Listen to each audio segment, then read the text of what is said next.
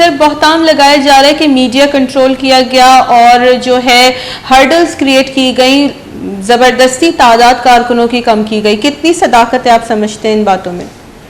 ये मैं आपको कहता चलूं कि कल बिल्कुल अच्छे तरीके से ये लोग वर्ड से लेके कोयटा तक आए हैं और रात को अयूब स्टेडियम में थे।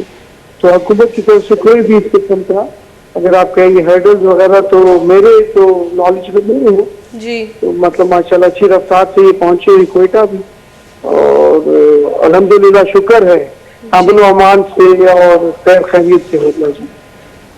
जुबैर साहब, तो लोकेशन क्यों चेंज की गई उनकी? पहले हॉकी स्टेडियम था, फिर अयूब स्टेडियम, जगह क्यों चेंज कर दी गई उनके लास्ट मोमेंट में?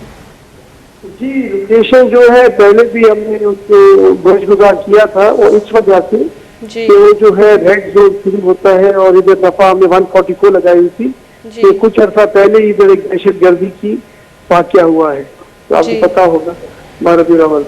इस लिहाज से तो हमने वो कहा जैसे कॉर्डन भी हो और तहफ़्फ़ुज़ के साथ, क्योंकि हमारे भाई हैं, हमारे बहने भाई लोग हैं, तो तहफ़्फ़ुज़ के साथ अमन अमान के साथ उनका हो जाएगी जलसा जी।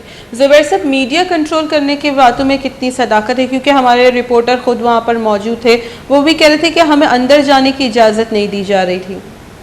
ऐसा क्यों है? अब बहन मेरे तो नॉलेज में यही है, सोशल मीडिया पे और नेट पे फेसबुक पे हर जगह पूरी माशाल्लाह तकारीर आई है जी। तो मेरे नॉलेज में ऐसी चीज़ नहीं जी।